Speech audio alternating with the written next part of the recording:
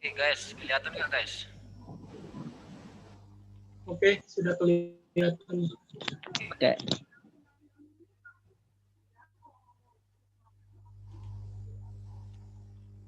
Ya, sambil hostnya tampilkan PowerPoint, kita langsung mulai aja ya, biar mempercepat waktu kita. Udah tampil. Ya, salam semua. Sip. Ya, sudah. Oke. Ya, salam semua teman-teman. Halo. Ya, terima kasih untuk waktu kesempatan yang sudah dipercayakan. Suara saya jelas nggak? Jelas Bang. Oke, baik. Kehidupan manusia, kita langsung mulai aja ya. Kehidupan manusia itu ada yang harus kita ketahui, itu ada 3 aspek. Manusia itu terdiri dari tubuh, jiwa, dan roh. Benar ya? Nah, secara lahiriah, tubuh kita itu akan punah, akan menjadi debu. Tapi jiwa dan roh kita itu kekal. Maksudnya apa? Tubuh kita itu cuma sementara. Mau kita ganteng, mau cantik, mau kurus tinggi, mau badan lebar, mau hidung mancung, itu semua itu bersifatnya sementara. Tapi jiwa dan roh itu kekal. Nah, di sini tubuh, jiwa, dan roh itu mempunyai 3 peran yang berbeda. Tubuh akan hancur, lebur, akan menjadi debu kembali. Jiwa, roh kita akan, kalau roh kita itu yang di dalam sini adalah roh Allah, di mana itu akan kembali kepada sang pemiliknya, yaitu Allah sendiri. Nah, pertanyaannya jiwa kita mau kemana gitu. Nah, jiwa kita ini mau dibawa kemana? Ke surga atau ke neraka? Nah, itu yang menjadi pertanyaan, sehingga saya melihat bahwa kira-kira ini banyak yang terjadi. Yang terjadi di sini adalah kehilangan karakternya Allah. Ketika awal manusia diciptakan, Tuhan mengembuskan nafas melalui hidung. Nah, nafas itu dalam bahasa aslinya itu neshama. Nah, kehidupan manusia itu diciptakan melalui firman. Nah, tapi manusia akhir-akhir ini lebih suka megang gadget, lebih suka main game, apalagi kita sebagai generasi muda-mudi sekarang ini. Banyak generasi muda yang lebih suka main game. Nah, ini menjadi suatu sorotan bahwa kehidupan kita itu nggak akan lama, dan kita pasti kalau kita terus dalam hal seperti ini, jiwa kita pasti akan menuju pada neraka, itu udah pasti. Nah, makanya tema malam hari ini adalah come back to Jesus. Boleh next saja, Kak. Nah, tema malam hari ini yang saya mau sampaikan adalah come back to Jesus, kembali kepada Tuhan. Dalam ilmu teologi kita ada dua ayat. Nah, 2 Tawarik pasal 33 ayat 1 sampai 20 dan Lukas pasal 15 ayat 11 sampai 32. Kenapa saya mengambil dalam 2 Tawarik 33 sama Lukas pasal 15? Karena dalam teologi itu ada yang namanya konteks jauh dan konteks dekat. Nah, ini melihat bahwa kalau kita melihat di dalam konteks jauh, dalam 2 Tawarik pasal 33 sama Lukas pasal 15 ini mempunyai keterkaitan. Maksudnya dia punya sisi latar cerita yang hampir sama. Nah, bagaimana kita bisa kembali kepada Tuhan kalau kita sudah merasa diri kita jauh dari Tuhan? Banyak ya dari kita merasa diri kita itu masih terlalu santai hidupnya, terlalu santai, tapi tidak merasa bahwa dirinya itu sedang jauh dari Tuhan. Nah, yang pertama, bagaimana kita bisa bisa kembali kepada Tuhan? Yang pertama adalah kita harus menyadari dulu keadaan kita. Kita buka dalam Lukas pasal 15 ayat yang ke-17. Langsung next aja, Kak. Lukas pasal 15 ayat yang ke-17 saya bacakan untuk kita semua. Lukas pasal 15 ayat yang ke-17. Lalu ia menyadari keadaannya, katanya, betapa banyak orang upahan bapaknya yang berlimpah-limpah makanannya, tetapi aku di sini mati kelaparan. Saya rasa teman-teman semua di sini sudah tahu kisah ini, perumpamaan tentang anak yang hilang. Nah, di dalam Lukas pasal 15 ayat 17 ini, anak yang hilang ini benar-benar menyadari keadaannya. Nah, kalau kita jauh dari Tuhan, yang pertama kita harus benar-benar dulu menyadari diri kita. sekarang ini kita ada di posisi yang mana? Posisi yang dekat dengan Tuhan atau posisi kita ada jauh dari Tuhan. Nah, kita harus sadar dulu tentang diri kita. Kesadaran ini akan membuat kita untuk bisa berubah. Berubah secara apa? Karakter hidup kita, berubah secara pola pikir kita dari sesuatu yang buruk menjadi sesuatu yang lebih baik lagi. Nah, poin pertama kita harus menyadari dulu keadaan hidup kita. Kadang kita menjadi orang Kristen menganggap bahwa setiap hari baca Alkitab, setiap hari rajin doa, rajin ke gereja, tapi setelah kita rajin gereja, setelah kita di lain waktu kita memberikan waktu kita untuk doa, baca firman, ada nggak hal-hal yang membuat kita dosa yang membuat kita jauh dari Tuhan? Nah, ini yang perlu kita sadari dulu supaya kehidupan kita bisa menjadi lebih baik lagi. Kehidupan kita bisa lebih dekat lagi kepada Tuhan. Nah, dan Mazmur pasal 51 ayat 13, boleh lanjut Kak, Mazmur pasal 51 ayat 13, boleh ditampilkan Kak? Nah, janganlah membuang aku dari hadapanmu, dan janganlah mengambil rohmu yang kudus daripadaku. Nah, di dalam pemazmur ini adalah suatu yang ada kata membuang dan kata mengambil. Di garis bawahi kata membuang dan mengambil. Kata membuang di situ dalam bahasa Ibrani-nya, bahasa aslinya itu menggunakan kata shalak. S-Y-A-L-K-H. Lanjut aja Kak, ada penjelasan di situ. PowerPoint-nya boleh dilanjut. Nah, dalam menggunakan kata shalak, artinya kalau dalam bahasa Inggris diterjemahkan ke rejecting, barang reject gitu ya, atau barang afkir, barang yang tidak dapat dipakai sesuai dengan perencanaan yang telah dibuat akibat mengalami kesalahan produksi. Nah, contohnya sederhana sekali Bapak Ibu, teman-teman semua. Ketika kita membeli barang di suatu pakaian, contohnya membeli pakaian di tempat grosir. Nah, kita tanya, Pak, bisa nggak kalau barangnya misalnya ada yang rusak, ada yang tidak sesuai, bisa tukar nggak barang reject itu? Nah, kita mesti tanya itu karena kita sendiri sebagai manusia pun tidak mau menggunakan barang yang rusak, benar ya? Kita sendiri tidak mau menggunakan barang yang tidak sesuai dengan apa yang kita mau. Nah, kata membuang sini menggunakan kata salah. Di sini yang Mazmur pasal 51 ayat 13 ini ketika itu Raja Saul bilang, jangan mengambil rohmu yang kudus dari hadapanku, dari diriku. Nah, jangan membuang aku dari hadapanmu. Dia Raja Daud benar-benar mengalami benar-benar takut bahwa kalau Tuhan akan membuang dia dari hadapan Tuhan. Dia takut bahwa Tuhan tidak memakai hidupnya lagi. Nah, kita pun harus menyadari bahwa kita juga harus takut bahwa jangan sampai saya terlalu jauh dari Tuhan sampai Tuhan buang kita gitu. Jangan sampai saya terlalu jauh dari Tuhan sampai Tuhan itu melupakan saya. Nah, next selanjutnya lagi di situ kata mengambil, tadi ada kata membuang dan kata mengambil. Kata mengambil itu menggunakan kata lakak dalam bahasa Ibrani-nya. Nah, kata lakak ini dicabut atau dihilangkan. Kalau Tuhan mencabut roh dalam hidup kita, Tuhan mengambil roh dalam, menghilangkan roh dalam diri kita, artinya kita tidak bisa peka terhadap Roh Kudus dalam hidup kita. Artinya kita tidak bisa peka terhadap firman Tuhan. Biar orang mau menyampaikan firman Tuhan 1000 kali, 1000 macam pun, kita tidak akan peka kalau Tuhan mengambil rohnya dari dalam hidup kita. Dalam Yohanes pasal 14 ayat 16, aku akan minta kepada Bapa dan ia akan memberi kepadamu penolong lain yang akan tinggal bersama kalian untuk selama-lamanya. Penolong yang dimaksud dalam situ adalah roh kebenaran. Supaya apa? Supaya kita yang jauh dari Tuhan, supaya kita yang sudah hidupnya sudah jauh dari Tuhan, Tuhan memberikan kita roh kebenaran supaya kita bisa membedakan, supaya kita bisa menyadari keadaan kita. Oh, ini yang saya lakukan ini salah. Oh, ini yang saya lakukan ini tidak baik. Ini yang tidak berkenan di hadapan Tuhan. Nah, Tuhan memberikan roh. Kita harus minta roh kebenaran untuk menuntun kehidupan kita.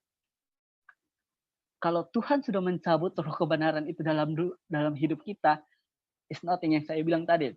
Kita tidak bisa melakukan, kita tidak bisa peka terhadap Roh Kudus. Kita tidak bisa peka terhadap firman Tuhan.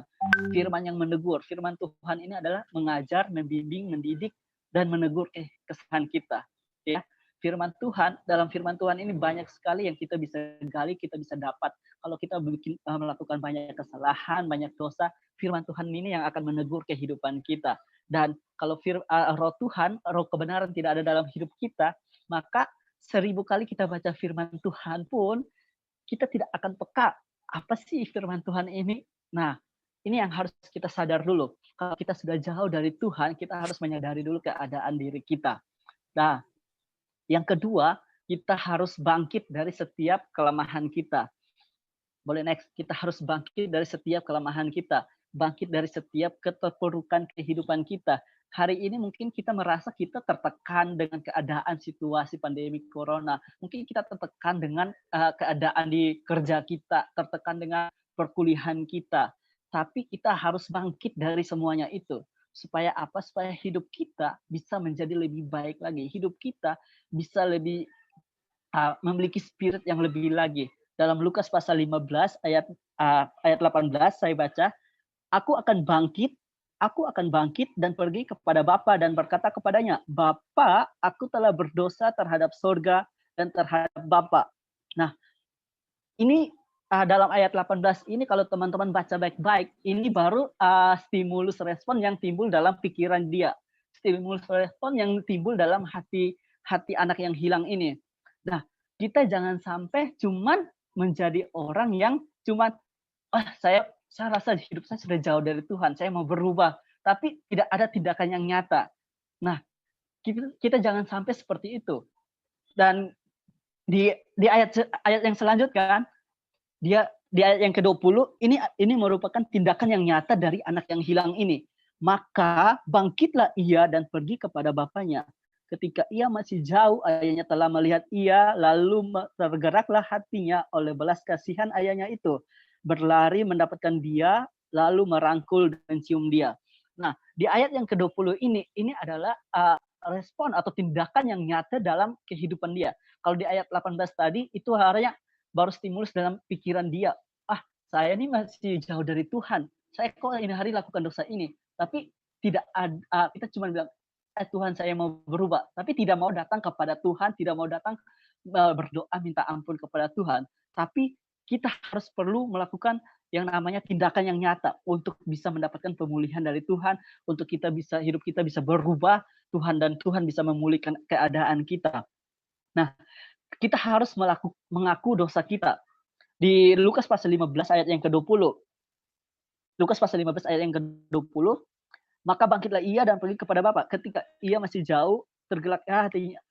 Nah, di ayat yang ke-21, ayat yang ke-21, kata anak itu kepadanya, Bapa, aku telah berdosa terhadap sorga dan terhadap Bapa. Aku tidak layak lagi disebut anak Bapa. Nah, di sini benar-benar ada pengakuan dosa anak ini. Boleh next slide-nya. Ada pengakuan dosa di anak ini. Nah, sorry, itu yang lanjut aja Kak, lanjut aja. Next aja Kak. Nah, ada pengakuan dosa yang dilakukan oleh anak ini. Pengakuan anak ini sadar bahwa kehidupannya bukan saja berdosa kepada bapaknya yang di dunia, tapi dia juga merasa bahwa dirinya berdosa juga terhadap Bapa yang di sorga. Merasa dirinya berdosa kepada Allah. Nah, kehidupan orang Kristen saat ini banyak yang saya lihat bahwa dirinya ketika melakukan dosa, melakukan kesalahan, misalnya membuat orang lain tersinggung, membuat orang lain kesal, teman kerjanya kesal, teman kuliahnya kesal, membuat itu kita sudah melakukan dosa yang secara kita tidak sadar gitu. Tapi kita itu mau mengaku dosa itu, terkadang kita cuma mau mengaku dosa terhadap orang yang kita berbuat kesalahan itu. Nah, saya mau kita di sini bahwa kita jangan saja ketika kita membuat kesalahan kepada orang lain, kita hanya datang, oh bro, saya minta maaf ya. Ya udah, dia maafkan, ya udah, kita merasa bahwa ya udah masalah saya sudah selesai. Masalah saya sama dia sudah selesai. Tapi masalah kita sama Tuhan itu belum selesai. Nah, kita harus sadar bahwa ketika kita mengaku dosa, jangan saja kita mengaku kesalahan kita kepada orang yang kita berbuat salah, tapi yang terpenting kita harus mengaku dosa kita di hadapan Tuhan. Mengaku setiap kesalahan kita di hadapan Tuhan. Supaya apa? Supaya kita bisa mendapatkan pemulihan dari Tuhan. Nah, Kak, boleh lanjut ke atas yang tadi merendahkan diri, Kak. Nah, untuk mengaku dosa, kita perlu merendahkan diri di hadapan Tuhan.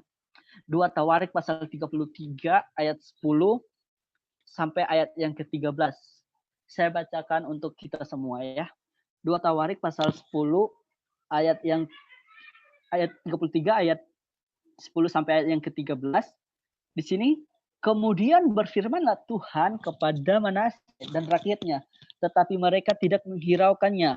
Oleh sebab itu Tuhan mendatangkan kepada mereka panglima-panglima tentara Raja Asyur yang menangkap Manasye dengan kaitan membelenggunya dengan rantai tembaga dan membawanya ke Babel. Ayat yang ke-12, dalam keadaan yang terdesak ini, ia berusaha melunakkan hati Tuhan Allahnya. Ia sangat merendahkan diri di hadapan Allah nenek moyangnya dan berdoa kepadanya. Maka Tuhan mengabulkan doanya dan mendengarkan permohonannya. Ia membawanya kembali ke Yerusalem dan memulihkan kedudukannya sebagai raja, dan Manasye mengakui bahwa Tuhan itu Allah. Nah, teman-teman semua, ketika kita mau mengaku dosa kita harus perlu merendahkan diri di hadapan Tuhan. Kita harus perlu merendahkan diri. Di ayat yang 12, dalam keadaan yang terdesak ini. Terkadang kita menganggap bahwa hidup kita tuh fine-fine aja. Tapi kita tidak merasa bahwa hidup kita itu dalam tekanan dosa. Dalam tekanan yang membawa hidup kita bisa menuju kepada neraka. Nah, dia melanjutkan Allahnya. Ia sangat merendahkan diri. Garis kata bawahi ia sangat. Kata sangat artinya Raja Manasye benar-benar tulus hati, benar-benar merendahkan diri dengan ketulusan hatinya. Kata sangat ini mempunyai makna yang dalam, teman-teman semua, karena ia sangat merendahkan diri. Ini benar-benar dari ketulusan hatinya bahwa dia mau mengaku dosa. Raja Manasye mau mengaku dosa. Nah, teman-teman, kita harus datang kepada Tuhan kalau kita mau dosa kita diampuni, kita benar-benar merendahkan diri dengan ketulusan hati kita. Dengan ketulusan hati kita. Supaya apa? Tuhan tidak bisa mengampuni kita kalau kita datang kepada Tuhan dengan hati yang masih congkak, hati masih sombong, dengan hati yang masih penuh dengan beban hidup, hati dengan masih penuh dengan berbagai tekanan masalah dalam hidup kita. Tuhan tidak bisa mengampuni kita kalau kita tidak mempunyai hati yang tulus untuk datang kepada Tuhan. Di sini Raja Manasye benar-benar dengan hati yang tulusnya mau datang kepada Tuhan untuk mendapatkan pemulihan. Dan benar ketika dia datang kepada Tuhan dengan ketulusan hatinya, dengan sangat merendahkan diri di hadapan Tuhan, Tuhan memulihkan keadaannya. Yang tadinya Raja Manasye menjadi raja, terus kerajaan Babelnya hancur, semua kerajaannya hancur, dan dia dibawa ke Babel. Nah, di sini Tuhan membawanya kembali bahkan mengembalikan kedudukannya sebagai raja. Ini sesuatu hal yang kita lihat bahwa mustahil untuk sebagai manusia. Tapi bagi Tuhan tidak ada yang mustahil. Tuhan bisa memulihkan keadaan kita. Tuhan bisa memulihkan setiap dosa kita. Jangan berpikir bagi perempuan. Jangan bilang, aduh, saya ini sudah tidak perawan lagi. Saya ini sudah banyak dosa. Saya ini banyak sekali melakukan dosa. Apa Tuhan masih mau mengampuni saya? Tuhan mau mengampuni kita ketika kita datang kepada Tuhan dengan penuh kerendahan hati, minta pengampunan kepada Tuhan dengan ketulusan hati Tuhan, dengan ketulusan hati kita, maka percaya sebesar apapun dosa kita, Tuhan akan mengampuni setiap kehidupan kita. Salah satu ciri orang yang mau dibentuk dan dipakai oleh Tuhan adalah orang yang mau merendahkan diri di hadapan Tuhan. Nah, kita perlu merendahkan diri di hadapan Tuhan untuk mendapatkan sebuah pemulihan. Dalam 2 Timotius pasal 3 ayat yang keempat, saya bacakan. Kakak boleh lanjut aja, ini ya slide-nya. Next lagi, Kak. Ya, 2 Timotius pasal 3 ayat yang keempat, saya bacakan untuk kita semua.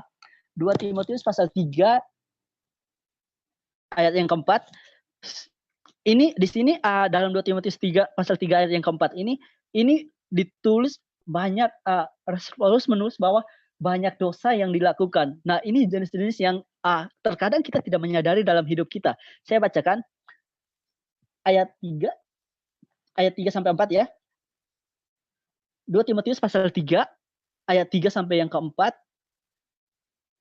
Oke, saya baca dari ayat yang kedua aja. Ayat yang kedua, manusia tidak akan mencintai dirinya dan menjadi hamba uang.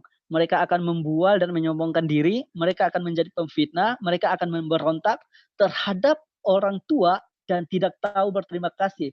Tidak mempedulikan agama. Tidak tahu mengasihi. Tidak mau berdamai. Suka menjelekkan orang. Tidak dapat membangkang diri. Garang. Tidak suka yang baik. Suka mengkhianat, tidak berpikir panjang, berlagak tahu, lebih menuruti hawa nafsu daripada menuruti Allah. Kalau teman-teman baca baik-baik Timotius pasal 2, pasal 3 ayat yang pertama sampai selesai. Ini benar-benar teman-teman bisa menyadari Tuhan sepanjang hari ini ketika teman-teman tiap dibaca ini tuh teman-teman akan mengoreksi diri teman-teman sendiri. Selama ini sepanjang hari ini Tuhan, dosa apa sih yang saya sudah buat? Apakah saya termasuk dalam apa yang ditulis oleh Alkitab ini? Terkadang kita menjadi orang yang sombong tapi kita tidak menyadari itu. Nah, ini perlu kita sadari supaya kehidupan ketika kita mau hidup kita lebih baik, kita datang kepada Tuhan, kita berdoa minta ampun kepada Tuhan dengan penuh kerendahan diri, maka Tuhan mau mengampuni hidup kita. Nah, di ayat 4 yang pasal bagian terakhir, lebih menuruti hawa nafsu daripada menuruti Allah. Nah, ini menjadi sesuatu yang benar-benar dan di generasi-generasi sekarang ini lebih menuruti hawa nafsu daripada menuruti Allah. Artinya lebih memberikan hidupnya lebih kepada hal duniawi daripada memberikan hidup kepada Allah. Nah, hawa nafsu di sini menggunakan kata philodonos.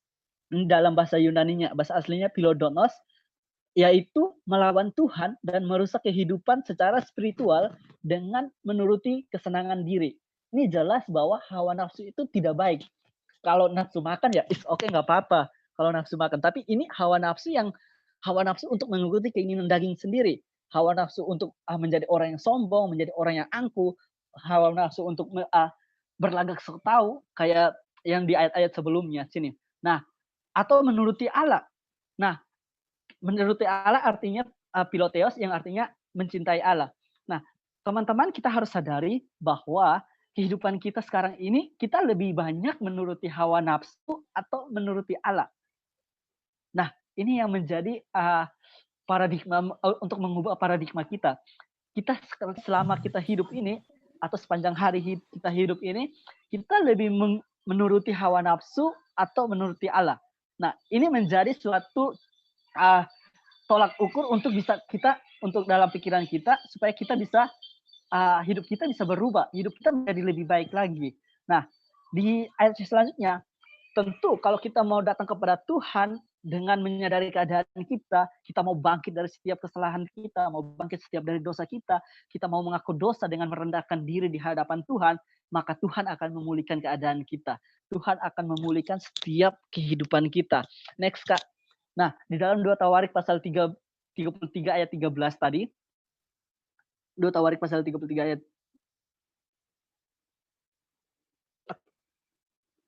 Nah, 2 Tawarik pasal 33 ayat 13, dan berdoa kepadanya, maka Tuhan mengabulkan doanya dan mendengarkan permohonannya. Ia membawanya kembali ke Yerusalem dan memulihkan keadaannya.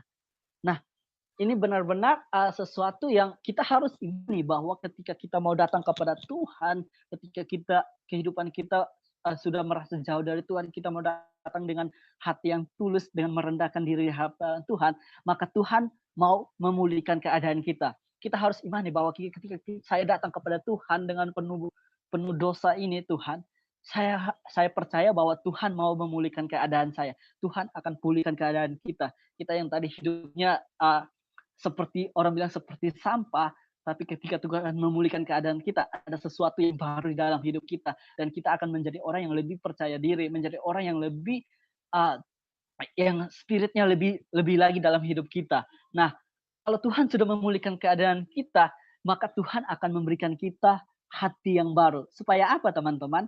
Ketika Tuhan memberikan kita hati yang baru, supaya kita menjadi orang-orang yang murni di hadapan Tuhan. Lanjut Kak, di dalam 2 Yohanes pasal 30-an 2 Yohanes pasal 36. Yohanes pasal 30. Oke, bisa salah satu orang baca buat kita?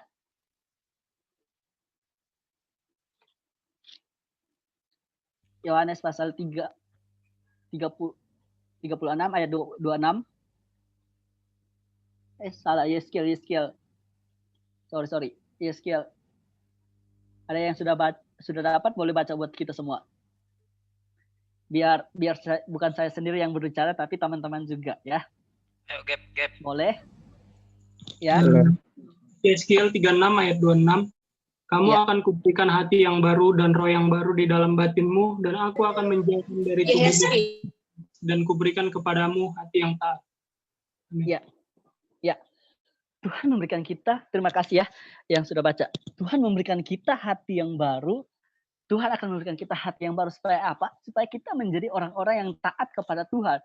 Dan kita benar-benar bisa membedakan mana yang baik dan mana yang buruk.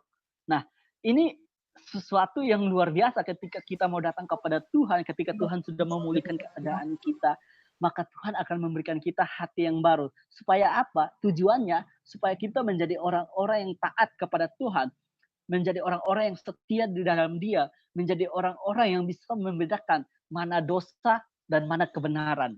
Nah, ini yang harus kita pelajari, bahwa Tuhan tidak melihat seberapa besar kita melakukan dosa, tetapi Tuhan melihat hati kita yang mau dipulihkan. Ketika kita mau datang kepada Tuhan, Tuhan mau memberikan kita hati yang baru. Kalau kita sudah banyak penuh dosa, banyak penuh dengan kesalahan dalam hidup kita, tekanan dalam hidup kita, ketika kita datang kepada Tuhan, Tuhan memulihkan keadaan kita, Dia akan memberikan kita hati yang baru supaya kita menjadi orang yang taat kepada Tuhan. Seperti dalam Filipi 2 ayat yang ke-8, di situ dikatakan, saya bacakan Filipi 2 ayat yang ke-8. Filipi 2 ayat yang ke-8. Dan dalam keadaan sebagai manusia, ia telah merendahkan dirinya dan taat sampai mati, bahkan sampai mati di kayu salib. Saya ulangi, Filipi 2 ayat yang ke-8. Dan dalam keadaan sebagai manusia, ia telah merendahkan dirinya dan taat sampai mati, bahkan sampai mati di kayu salib. Teman-teman semua, ketika kita baca Filipi 2 ayat yang ke-8 ini, kita bisa menyadari bahwa kehidupan Yesus, waktu Dia menjadi manusia, Dia bisa taat sampai mati. Di sini dikatakan dalam keadaan sebagai manusia. Firman Tuhan tidak katakan dalam keadaan sebagai roh, tidak katakan dalam keadaan sebagai penguasa alam semesta, tapi firman Tuhan katakan dalam keadaan sebagai manusia, dalam keadaan sebagai manusia. Ia telah merendahkan dirinya dan taat sampai mati. Artinya apa? Teman-teman dan saya yang sebagai manusia pun bisa taat sampai mati, bahkan sampai Tuhan Yesus menjemput kita. Kita bisa taat sama seperti apa yang Tuhan Yesus lakukan. Filipi 2 ayat 8 ini mengajarkan kita supaya kita sadar bahwa Yesus pun sebagai manusia, Dia bisa taat sepanjang kehidupannya. Dia bisa merendahkan diri, Dia bisa taat, bahkan Dia bisa taat di atas kayu salib. Nah, ini menjadi suatu pemikiran buat kita bahwa kita pun sebagai manusia bisa melakukan apa yang Yesus lakukan. Amin. Kita bisa melakukan apa yang Yesus lakukan. Karena kita melihat Yesus saja sebagai manusia bisa taat. Artinya kehidupan kita pun bisa menjadi orang-orang yang taat kepada Tuhan, bahkan taat sampai kita mati. Amin. Nah, ini saya mau supaya paradigma kita boleh berubah sama-sama. Kita harus sadar tentang keadaan hidup kita yang sekarang ini. Keadaan hidup kita ini sering menuruti hawa nafsu atau mengikuti Allah. Nah, kalau kita menyadari bahwa kehidupan kita masih jauh dari Tuhan, kehidupan kita masih penuh dengan dosa, kehidupan kita masih penuh dengan kesalahan di hadapan Tuhan. Yang pertama kita harus menyadari keadaan diri kita dulu. Ketika kita sudah menyadari keadaan hidup kita, kita harus bangkit dari keadaan hidup kita. Kita bangkit dari setiap dosa kita, bangkit dari setiap tekanan hidup kita. Yang kedua, kita harus datang mengaku dosa kita di hadapan Tuhan. Kita harus mau mengaku dosa. Jangan saja kita melakukan dosa kepada teman atau kerabat kerja, tapi kita harus mengaku dosa juga terhadap Tuhan. Karena itu yang terpenting. Dan kita harus mau merendahkan diri di hadapan Tuhan. Supaya apa? Supaya kita mendapatkan pemulihan dari Tuhan. Ketika kita mendapatkan pemulihan dari Tuhan, maka Tuhan akan memberikan kita hati yang baru supaya kita menjadi orang-orang yang taat kepada Tuhan, bahkan kita taat sampai mati. Oke teman-teman, sekian yang bisa saya bagikan untuk teman-teman di malam hari ini. Semoga firman Tuhan ini bisa mengubah setiap kehidupan kita, mengubah setiap apa yang selama ini kita rasakan. Ya, itu saja. Ini mau bagaimana? Mau doa dulu atau bagaimana? Tutup dulu. Doa dulu, Bang. Ya. Boleh di dalam. Ya udah. Ya teman-teman semua, mari kita bersatu dalam doa. Selamat malam Bapak, selamat malam Tuhan Yesus. Kami bersyukur Tuhan buat setiap anugerah Tuhan dalam kehidupan kami yang begitu nyata Tuhan. Kami tahu Tuhan, kami hanya manusia biasa Tuhan, kami hanya ciptaan dari debu tanah liat Tuhan. Tapi kami percaya Tuhan, kami berharga di mata-Mu Tuhan. Tuhan, hamba berdoa Tuhan, bila hari-hari ini Tuhan, kami yang banyak kesalahan di hadapan Engkau, hidup kami yang masih jauh dari Engkau, hidup kami masih banyak dibelenggu oleh dosa Tuhan. Kami mau Tuhan, Engkau mengampuni setiap kehidupan kami Tuhan. Kami mau Tuhan ajar kami untuk datang kepadamu dengan kerendahan hati, dengan ketulusan hati kami ya Bapa. Biarlah Tuhan, Engkau menyelidiki setiap kehidupan kami Tuhan, agar ketika Engkau memanggil kehidupan kami sudah siap dipanggil oleh Engkau ya Bapa. Ajar kami Tuhan untuk taat kepada Engkau Tuhan. Bukan sekedar taat terhadap orang yang secara kelihatan, tapi taat kepada Engkau yang tidak kelihatan Tuhan. Kami mau Tuhan Engkau mengampuni setiap kehidupan kami. Engkau pulihkan setiap kehidupan kami ya Bapa. Hamba berdoa Tuhan mengurapi setiap kehidupan kami. Memulihkan kehidupan kami ya Bapa. Teman-teman yang ada di sini Tuhan, Engkau pulihkan kehidupan kami semua ya Bapa. Kami percaya pemulihan Tuhan terjadi di dalam hidup kami Tuhan. Terima kasih Bapak, kami bersyukur Tuhan buat malam hari yang indah ini Tuhan. Biarlah firman-Mu Tuhan yang terus tertanam dalam hati kami, dan kami boleh mengaplikasikan dalam kehidupan kami hari lepas hari Bapak. Di dalam nama Tuhan Yesus kami bersyukur, di dalam nama Tuhan Yesus, haleluya, amin. Ya, saya kembalikan kepada host. Amin. Terima kasih buat Bang Johans yang sudah sharing. Sangat memberkati. Nah, saya sendiri jadi kita sekarang akan masuk di sesi sharing, diskusi, tanya jawab. Boleh ada yang mau sharing nanti satu persatu atas kebenaran firman yang disampaikan boleh, dan kalau mau bertanya juga boleh ke narasumber yang sudah menyampaikan khotbah renungan tadi. Nah, yang pertama saya ada mau sharing yang pembuka dulu. Nah, terima kasih buat Bang Johans yang sudah menyampaikan sharingnya. Ya, saya mendapat 2 poin untuk bisa kembali kepada Tuhan ya. Kadang walaupun kita ada masa-masanya kita drop, seperti kehilangan jalan, kehilangan arah. Nah, kita butuh yang begini sharing menguatkan untuk kita kembali lagi, karena kita membutuhkan sesama, kita nggak bisa berjalan sendiri. Kadang kita juga jatuh, kita lemah. Nah, sharing-sharing begini kembali memacu kita untuk menstimulus kita untuk kembali lagi kepada kebenaran yang murni atau firman Tuhan. Nah, sudah disampaikan tadi untuk kita bisa kembali, kan kadang kita ceroboh, kita jatuh lagi dalam dosa. Kita hari Minggu datang ke gereja minta ampun, besoknya dalam kehidupan kita jatuh. Nah, kita harus terus datang kepada Tuhan. Tadi disampaikan mengaku dosa, merendahkan diri kepada Tuhan biar kita dapat pemulihan dari Tuhan, digarap oleh Tuhan, dan Roh Tuhan memberikan hati yang baru kepada kita, hati yang mengasihi lebih lagi. Mungkin itu yang bisa saya sharingkan, karena jaring saya takut putus-putus. Saya serahkan ke sharing.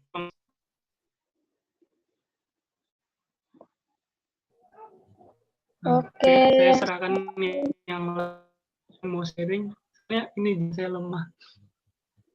Halo. Yona. Ya, shalom Yona. Shalom. Ya, sebelum sebelum aku sharing, boleh tahu ini angkatan berapa ya? Ini seminar semua kan? Enggak, ini orang luar semua. Oh, orang luar semua. Tapi seminar ya? Umum. Ini campuran, ada sekuler, terus ada STT Ekumene, anak STTB gitu. Oh iya, oke. Puji Tuhan, malam ini secara pribadi sih aku bersyukur banget bisa join sama teman-teman semua, walaupun ya kita nggak satu STT. Kalau aku sama dengan Kak Johan, jadi aku ini temannya Kak Johan, satu kelas dengan Kak Johan ya. Mungkin sebelum aku share-nya aku memperkenalkan dulu ya, kenalkan nama aku, karena ada pepatah yang bilang kan kalau nggak kenal maka nggak sayang. Jadi semua pasti pikir itu siapa ya, maksudnya tiba-tiba ada apa yang masuk Yona Telatri itu siapa gitu kan. Halo, Jadi Kak Yona. Halo, Kak ya. Yona. Sepertinya di headsetnya ada yang bunyi-bunyi di headsetnya. Ya. Headsetnya ada yang bunyi. Ya, headset. Oh ya udah, aku lepas headset aja ya. Udah lepas headset. Bisa dengar nggak? Bisa. Oke. Bisa, tapi seperti Ya. ada suara yang lain. Udah sip. Oke, yang lain mute. Oh iya, soalnya ya bersyukur banget bisa join dan perkenalkan, aku namanya Yona Teresa Latukrisa, teman satu kelas ya waktu S1, teman sama Kak Johan, dan tadi juga chat Kak Johan, dan jujur nggak tahu kalau Kak Johan yang akan sharing, malah aku tuh bilang ke Kak Johan, Bang, nanti join juga ya biar aku nggak sendiri, ada teman, nah gitu, karena agak malu gitu kan, tapi Kak Johan bilang aku udah di Zoom nih. Oh oke. Akhirnya aku masuk dan nggak tahu kalau Kak Johan emang jadi pembicara, jadi bagi aku sih surprise banget. Dan bersyukur sih bukan karena kekuatan, bukan karena yang aku yang atur, tapi aku percaya sih aku bisa join dengan teman-teman semua karena Tuhan yang atur, dan jujur diberkati banget dengan firman yang teman aku, abang aku yang firman Tuhan itu benar-benar kayak mengingatkan aku secara pribadi, dan mungkin buat teman-teman juga ya, aku kayak rasa lagi belajar lagi. Jadi aku tuh lulusan STTBI juga tahun 2015, dan saat ini lagi lanjut S2 juga di STTBI, dan merasa kayak wow, ada bahasa Ibrani, bahasa Yunani yang kayak wow, ini tuh kayak lagi belajar di semester 1-2. Kan aku kan sama Kak Johan itu ambil PAK, jadi bukan teologi. Kalau teologi itu lebih mendalami banget bahasa Ibrani, Yunani. Tapi kalau aku sama Kak Johan nggak terlalu. Tapi tuh kayak belajar lagi. Wow, maksudnya ingat lagi gitu loh, semester 1, semester 2 belajar tentang Ibrani, Yunani, dan diberkati banget dengan firman Tuhan yang Kak Johan sampaikan tentang bagaimana kita kembali lagi kepada Tuhan. Itu benar-benar bagi aku sih itu isi hati Tuhan sih, karena buat kita semua di kondisi yang seperti ini, kita di rumah nggak kemana-mana, itu tuh benar-benar kita harus mendekatkan diri dengan Tuhan. Kita nggak tahu hidup kita ke depannya bagaimana, tapi kalau kita dekat dengan Tuhan, kita yakin dan percaya bahwa Tuhan itu akan selalu melindungi, menyertai kita. Dan poin-poin tadi tuh bagaimana cara kita kembali kepada Tuhan. Yang pertama tuh menyadari ya keadaan kita, mengaku dosa, terus mengaku dosa bukan hanya kepada manusia tapi kepada Tuhan. Terus ada mengaku dosa, terus rendah hati, ya. Itu tuh pokoknya poin-poin yang menurut aku setuju banget dan diberkati banget dengan firman Tuhan yang Kak Johan sampaikan. Dan aku yakin firman Tuhan malam ini juga dapat memberkati kita semua, dapat mengingatkan kita kembali kepada cinta mula-mula kita kepada Tuhan. Mungkin bagi aku secara pribadi, dan firman Tuhan yang sudah disampaikan Kak Johan emang benar-benar sih aku alami, dan emang lebih bukan ke teori, lebih ke praktek sih, lebih ke praktek aku secara pribadi. Dan menurut aku sih apa sih yang membuat kita itu terkadang kayak merasa nggak layak, merasa kira-kira Tuhan itu nerima aku lagi nggak sih? Aku kan udah lama jauh dari Tuhan, aku tuh udah kayak lama, maksudnya ya datang lagi ke Tuhan. Tapi yang aku mau bilang buat teman-teman semua, yang seperti yang Kak Johan bilang tadi, ya kalau kita perempuan mungkin kita merasa Tuhan aku udah nggak, istilahnya ya udah nggak suci, udah nggak kudus, ya aku banyak dosa. Terus untuk buat laki-laki mungkin merasa Tuhan aku tuh maksudnya ya pernah jatuh, aku tuh pernah ada di video-video yang nggak benar, maksudnya nonton video porno atau lain-lain, aku melakukan hal-hal yang istilahnya yang salah di mata Tuhan. Tapi aku mau bilang buat teman-teman dan aku secara pribadi, jangan merasa diri kalau kita itu nggak diterima Tuhan. Mau sebesar apapun dosa kita, kita sebagai manusia dan kita sebagai anak Tuhan, kita yakin bahwa kita itu semua berharga di mata Tuhan. Asalkan kita mau datang dengan sungguh-sungguh, ya mengaku dosa kita, rendah hati, benar-benar tuh kayak Tuhan ini aku loh, Tuhan tahu lah. Mungkin orang lain nggak tahu dosa aku, tapi Tuhan yang tahu, karena Tuhan itu kan Tuhan yang hidup, Tuhan yang istilahnya yang bisa melihat gerak-gerik hidup kita. Mau dosanya itu kita mau sembunyikan sampai dimanapun Tuhan tahu. Jadi buat teman-teman mungkin yang sedang merasa kayak nggak layak, nggak kudus, terus kayak, aduh Tuhan kira-kira aku datang lagi Tuhan terima nggak sih? Ingat bahwa Tuhan itu nggak akan pernah tinggalkan kita. Tuhan akan menerima kita dengan istilahnya dengan walaupun kita udah jatuh banget, tapi Tuhan melihat hati. Manusia mungkin melihat kita dari rupa, tapi Tuhan melihat hati. Tuhan melihat kesungguhan hati kita, anak-anaknya yang benar-benar datang untuk ini loh aku Tuhan, aku mau kembali lagi Tuhan. Dan aku juga suka banget sih dengan pembacaan yang tadi Kak Johan bilang yang tentang anak yang hilang itu tuh. Itu dia tuh menyadari dan dia tuh merasa, oh kok aku kayak gini, nah, aku harus kembali. Jangan hanya anak yang hilang, tapi untuk kita semua yang hari-hari ini yang mungkin jauh dari Tuhan, yang aduh Tuhan kok aku udah nggak, maksudnya aku udah nggak ada jam doa lagi, aku udah nggak pernah baca Alkitab lagi, aku udah kayak udah istilahnya jauh dari Tuhan. Tapi marilah datang lagi, perbaiki hubungan kita dengan Tuhan. Hubungan kita dengan sesama aja bisa baik. Bagaimana hubungan kita dengan Tuhan? Karena hubungan kita dengan Tuhan itu yang paling utama. Untuk apa hubungan kita, bukannya aku bilang nggak penting ya, hubungan dengan sesama itu penting, baik.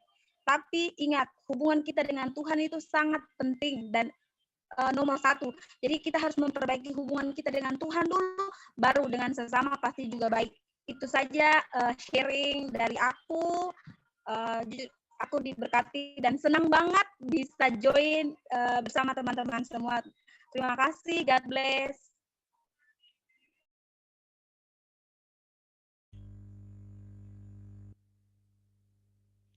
Terima kasih Kak Yona, sharingnya sangat luar biasa. Iya, sama-sama. Perbaiki dulu hubungan kita dengan Tuhan, baru kita perbaiki hubungan kita dengan sesama. Yang penting itu kepada Tuhan. Ya, saya juga sangat terberkati. Akhir-akhir ini suka malas. Dengan sharing ini kembali diingatkan untuk kembali kepada Tuhan, taat, kita datang kepada Tuhan. Karena sering kita itu malah menjauh untuk menikmati kesenangan dunia. Nggak sadar kita udah dibawa jauh ke dalam dunia, tapi kita hari ini diingatkan untuk balik kepada Tuhan. Nah, itu sih. Yang lain teman-teman boleh sharing juga pengalaman untuk kita bisa saling memberkati di sini. Saya persilakan.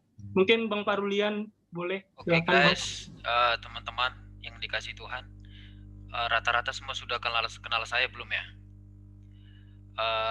Tidak bosan-bosannya saya kenalkan diri. Saya salah satu pengurus di sini dan nama saya itu Saud Parulian, bisa dipanggil Uli. Bang Uli, saya semester 7. Jadi teman-teman, saya jurusan teologi, cukup diberkati lewat firman Tuhan yang disampaikan Kak Johan, dan juga ditambahi dengan Kak Yona yang sekarang lagi ngambil S2 ya. Jadi teman-teman, yang paling penting sih, inti poin yang saya dapat pribadi ya, yang paling penting sadari bahwa kita itu orang berdosa. Sadari itu, karena firman Tuhan bilang jika kita berkata bahwa kita tidak berdosa, kita menipu diri kita sendiri. Jadi kita harus sadari benar-benar bahwa kita itu orang berdosa. Firman Tuhan ada bilang, dia juga kalau kita datang sungguh-sungguh, dia juga mengampuni kita. Sungguh-sungguh, kata sungguh-sungguh di situ harus digarisbawahi. Saya selalu kasih ilustrasi seperti orang misalnya yang sungguh-sungguh, misalnya dalam Tuhan, seperti kalau misalnya kita lihat, tahu bebek nggak tahu kalau di tempat saudara itu bebek itu sama halnya seperti bebek yang di kampung kami. Kalau di kampung kami namanya bebek. Bebek kalau udah jatuh ke air dia pasti enak, seperti merenang segala macam kan kalau bebek. Tapi kalau ayam, coba pikirkan ayam, dia pasti berjuang untuk keluar dari air itu. Ya demikian halnya hidup kita. Kalau misalnya kita udah jatuh ke dalam dosa, kita berjuang untuk tinggalkan itu gitu. Nah, jadi teman-teman, sungguh memberkati firman Tuhan malam hari ini ya. Jadi thank you Kak Johan ya, dan juga Kak Yona sudah sempatkan diri hadir di sini. Terima kasih banyak. Mungkin yang lain, Sama-sama.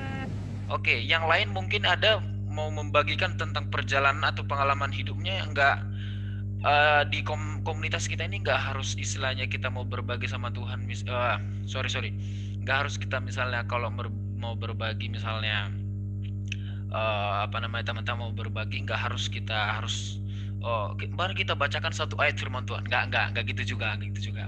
Kalau gitu juga boleh gitu kan. Tapi maksud saya begini, maksud komunitas kita ini bolehlah berbagi apa aja. Misalnya di tempat pekerjaan, di sekolah, kita cerita tentang pengalaman gitu kan, apa aja gitu. Jadi itu teman-teman, ada yang mungkin bisa berbagi buat kita semua atau menambahi, dipersilahkan.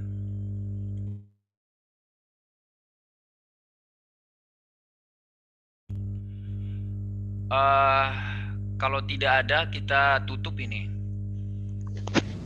Aku. Oh, Ripka, silakan. Ripka Banjar Nahor. Oke, silakan. Oke, nah di sini aku mau sharing ya.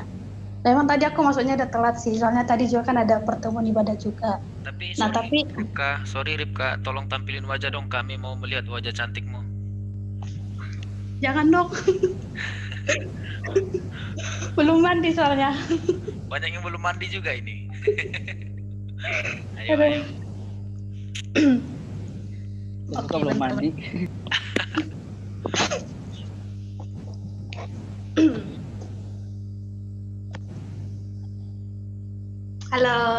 Halo Ripka, kan ini orang-orang hebat ini, masa disembunyikan wajahnya? Aduh.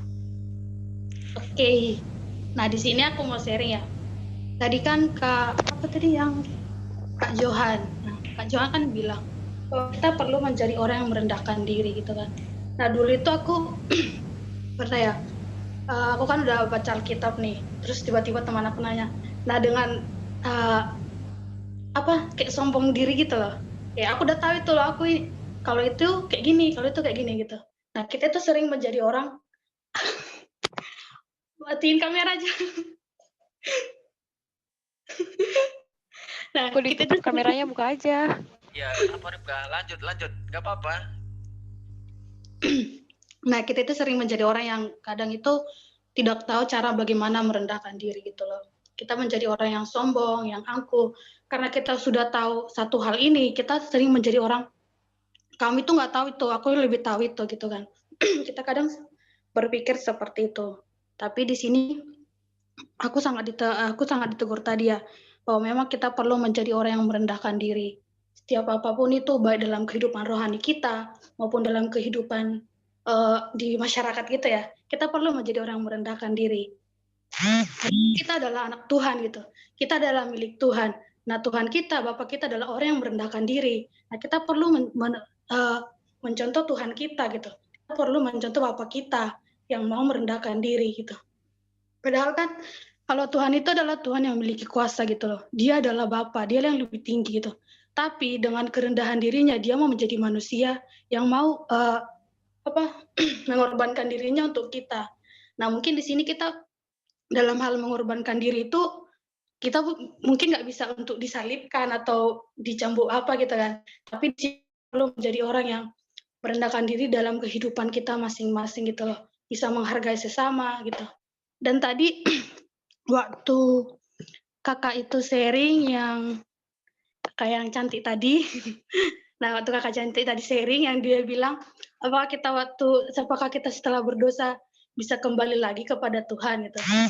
Dulu juga kok pernah bertanya kayak gitu kan. Nah, waktu khotbah itu dibilang, iya itu lebih bagus lagi. Waktu kita sudah menyadari kesalahan kita, waktu kita telah mengampuni dosa kita lagi kembali kepada Tuhan.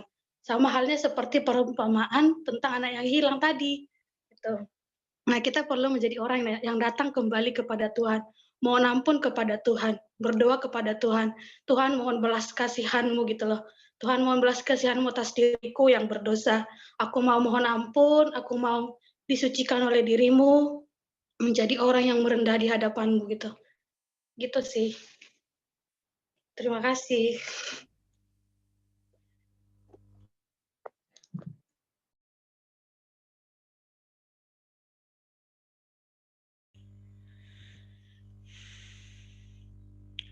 Oke, thank you. Thank you Ripka. Ripka ya? Oke, Ripka. Thank you Banjar Nahor. Ini baru Batak ya, Ripka ya? Iya, Bang. Ya. Ya, jangan takut ya. Banyak suku di sini ya. Oke. Di situ semua ya. Soalnya kan bener gitu loh. Di sini kan semua anak-anak teologi gitu. Cuma Ripka yang beda jurusan. Ya, jangan ini yang perlu kita hilangkan ya di Komsel ini yang perlu kita hilangkan.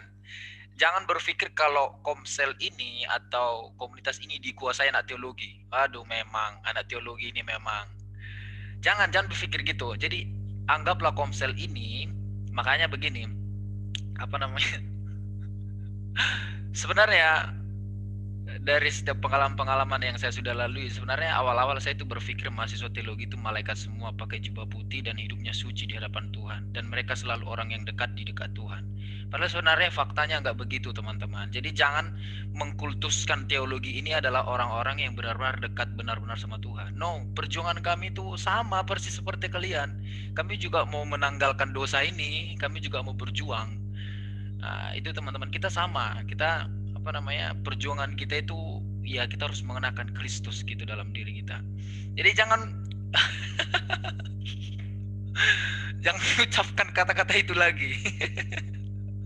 Oke, guys, ada lagi yang mau menambahi? Mungkin Sami. Oh, thank you Sami udah bisa hadir ya Sami ya. Ayo yang lain mungkin bisa mau ini berbagi sharing. Oke Sami, gimana yang kemarin, masih aman Sami?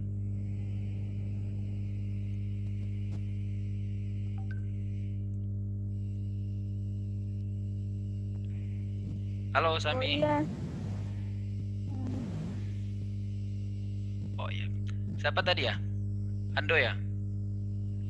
Ya, mau nambahin Kak. Kedengaran nggak suaranya? Oh, mantap kali Do. Lanjut Do. Oke sih. Shalom buat kita semua. Saya mau mengucap terima kasih banyak buat Bang Johan yang tadi yang menyampaikan sharing untuk ibadah Komsel kita pada hari ini. Itu firman-Nya sangat memberkati sekali. Saya hanya mau menambah dari kisah orang lain gitu tentang ketidaklayakan tadi, bahwasanya kita itu memang sebenarnya itu layak di hadapan Tuhan. Saya itu pernah ikuti seminar ibadah pemuda di gereja saya. Itu kami topiknya itu membahas seperti yang Abang John bilang tadi, bahwasanya kita itu adalah manusia, kita itu layak di hadapan Tuhan. Tidak ada satupun manusia yang tidak layak di hadapan Tuhan. Karena kenapa? Karena kita merupakan ciptaannya. Seburuk apapun kita di mata manusia, mungkin halnya kita mungkin seburuk itu kalau kita sering kalau keburukan itu mungkin ada yang sedang memakai narkoba, menonton video porno, atau kita sudah tidak, kalau bagi perempuan sudah tidak suci lagi atau bagaimana dan sebagainya. Kalau di pandangan manusia kita boleh tidak layak, tapi kalau untuk Tuhan kita itu sekotor apapun, kita itu tetap layak di hadapan Tuhan. Karena Tuhan sudah mengampuni kita terlebih dahulu. Oleh karena itu memang kita sebenarnya layak di hadapan Tuhan. Jangan kita pernah berpikir bahwasanya diri kita ini nggak layak. Aku sudah seperti ini Tuhan. Aku misalnya sudah memakai narkoba. Saya sudah memakai narkoba Tuhan. Saya sudah begini. Kamu tidak boleh berkata seperti itu. Di hadapan Tuhan kamu adalah tetap makhluk ciptaannya yang sempurna dan kamu dikatakan layak di hadapan Tuhan. Boleh manusia berpendapat bahwasanya kamu tidak layak di hadapannya, tetapi percayalah bahwasanya di hadapan Tuhan itu kamu adalah manusia yang layak karena Tuhan yang menciptakan kamu. Jadi saya sih sarannya buat teman-teman kalau misalnya kita melakukan sesuatu hal yang buruk gitu, kalau ada orang yang berpandangan yang tidak bagus pada diri kita, kita acuhkan saja karena kenapa? Kita nggak ada urusan sama mereka, kita hanya berurusan dengan Tuhan dan Tuhan yang tahu apa isi hati kita sebenarnya. Jika kita mau berubah, maka kembalilah ke jalan yang benar. Demikian, shalom. Oke guys, ada lagi teman-teman yang mau menambahkan? Oh, Desi Hasibuan baru gabung ya? Desi Hasibuan. Iya, Kak. Oh iya. Thank you ya bisa bergabung kemari ya. Oh, ada yang lain, Rizka? Menanggapin ada? Rizka Sriwanti Panjaitan. Watch rata-rata Batak semua nih. Aku Polu Ambon, aku beda, aku Polu Ambon. Terus Kak Johan juga beda tuh. Dari Sabang sampai Merauke kita di sini. Kalau saya asli Kupang. Oh, Kupang. Wis, mantap ini. Kalau aku asli Ambon, beda ya. Kalau saya iya, tapi ada bau-baunya juga mungkin. Kalau saya asli Nias. Oke guys. Indonesia lah. Ada lagi guys, kalau tidak ada kita tutup komsel kita malam hari ini. Waktu juga udah menunjukkan udah tengah 10 nih. Mungkin ada yang mau ngerjain tugas kan atau segala macam, mungkin mau nelpon pacarnya atau apalah. Iya, yang mau ngerjain orang. Oke guys, di sini kita seluruh santai-santai, jangan terlalu tegang ya, terlalu tegang. Oke, kalau tadi dengar firman sih oke, nggak apa-apa, serius, fokus. Namanya juga dengar firman kan, harus fokus. Kalau udah selesai sering-sering begini kita bisa saling berbagi ketawa. Mungkin di luar sana kan udah tegang mukanya, udah mutung lihat tugas. Kita lagi istirahat, kepikiran tugas. Aduh, kebetulan saya sekarang lagi nyusun. Mohon doanya ya biar selesai ya, teman-teman ya. Amin. Amin. Semangat, pasti bisa. Pasti bisa. Saya mau nambah satu pesan saja. Oke, boleh silakan. ya? Nah, teman-teman tahu kan kalau Tuhan Yesus sudah mati bagi kita di atas kayu salib. Dia memberikan kasih-Nya. Jadi selama kita hidup, kita masih diberikan kesempatan hidup ini, jangan sia-siakan kasih yang Tuhan berikan kepada kita. Ya, jangan sia-sia kasih yang Tuhan berikan kepada kita untuk melakukan sesuatu hal yang tidak berguna. Jadi tujuan kita hidup untuk apa sebenarnya? Nah, kita harus pahami dulu tujuan hidup untuk apa. Kalau kita pahami tujuan kita hidup untuk kembali kepada kehidupan yang kekal, kita akan tahu apa yang harus kita lakukan. Jadi kita akan mempergunakan kasih yang Tuhan sudah berikan di kayu salib dengan sebaik mungkin selama kita hidup. Oke, itu aja pesan dari saya. Terima kasih. Salam. Mas Salom, mantap kali ya. Keren kali kalau kata orang Medan ya. Mantap kali. Oke, Amin. guys. Keren kali kau Bang. Oke.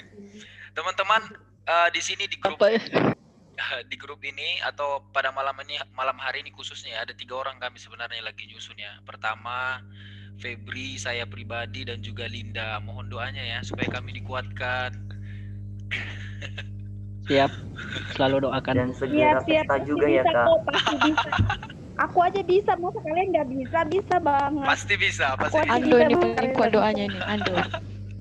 Iya. Pasti bisa. Kak Johan juga tuh bisa selesai dia.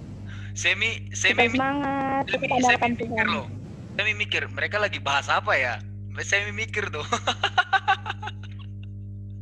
Aduh, kami lagi bahas ini, Sam. Lagi nyusun skripsi, Sam. Mohon doanya ya, Sam ya. Oke. Ada lagi guys yang mau ini? berbagi untuk kita. Anggaplah pengalaman itu juga ini bisa jadi berkat buat kami ini. Kalau tidak ada kita tutup. Gap. Yang tutup siapa ya, Gap? Febri. Febri yang tutup. Ayo. Mantap si Febri. Ayo Febri. Kak Johan, jangan banyak bacot. Ayo Febri, silakan. Iya. Oke, mari kita bersatu dalam doa. Terima kasih Bapak, terima kasih Yesus untuk setiap kasih-Mu, anugerah-Mu dalam hidup kami. Engkau Tuhan yang masih memberikan kami kesempatan untuk bernapas sampai detik ini. Bapak yang baik, kami telah selesai mendengarkan sharing dari Kak Johan. Tuhan berkati Kak Johan, pakai Kak Johan untuk menjadi bejana-Mu. Biarlah kehidupan Kak Johan menjadi berkat bagi sesamanya. Bapak, kami berdoa untuk bangsa kami Tuhan yang terjadi pada akhir ini Tuhan. Engkau Bapak yang memulihkan bangsa kami, Engkau Bapak yang Tuhan, pulihkan bangsa kami, ajar bangsa kami untuk selalu taat kepadamu sehingga bangsa kami selalu damai. Bapak yang baik, aku berdoa untuk teman-teman kami yang sedang mengerjakan tugas Tuhan, mampukan kami untuk mengerjakan setiap tanggung jawab kami Tuhan, berikan kami kesehatan agar kami selalu sehat mengerjakan tugas dan mampu menyenangkan hati-Mu. Terima kasih Bapak, terima kasih Yesus. Sebentar lagi kami akan beristirahat, biarlah kami beristirahat aman dalam hadirat-Mu. Terima kasih, terpujilah Engkau mulai dari sekarang, esok, kekal sampai selama-lamanya. Haleluya. Amin. Oke guys, thank you semuanya ya. Semi, thank you. Oke, terima kasih semuanya. Rizka, Shalom, Tuhan berkati. Melda, terima kasih Febri, Emelia, Terima kasih juga. Rian Tarigan, Kayona, thank you, Kak Johan. Thank you semua ya. Iya, semangat yang ngerjain skripsinya, pasti bisa. Pasti. Tetap andalkan Tuhan. Semangat kerjaan skripsi. Menyerah. Oke. Jangan menyerah.